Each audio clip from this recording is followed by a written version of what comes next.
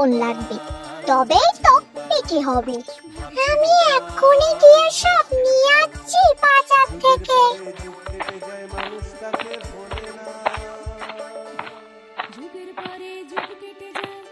কি গো গোপাল ভাঁড়, কোথায় যাচ্ছ?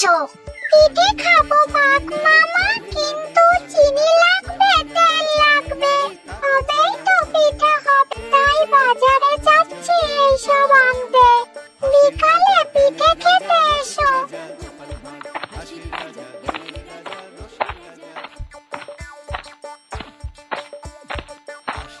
গোপাল ভাই, কোথায় যাও? পিঠে খাবো, কিন্তু তেল লাগবে, গুড় লাগবে, গুঁড়া লাগবে, লবণ লাগবে, তবেই তো পিঠে হবে। তাই এসব আনতে বাজার যাচ্ছি। আমিও পিঠে খেতে চাই, বিকালে এসো।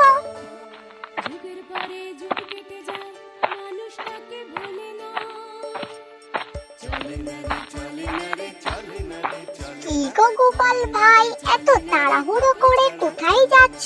পিঠে খাবো, কিন্তু তেল লাগবে, চিনি লাগবে, গুঁড়া লাগবে, লবণ লাগবে, এসব আনতে বাজারে যাচ্ছি।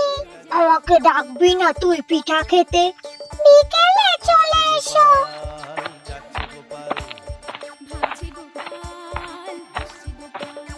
তারপর বিকেলে একে একে বাঘ আসলো, শিয়াল আসলো, বানর আসলো। বুঝলে মামা, ওই গোপাল আমাদের ডেকে মজা করেছে। এভাবে আমাদের ডেকে এনে অপমান করলো। ওই গোপালকে পেলে আমি ওর ঘাড় মুটকে দেব।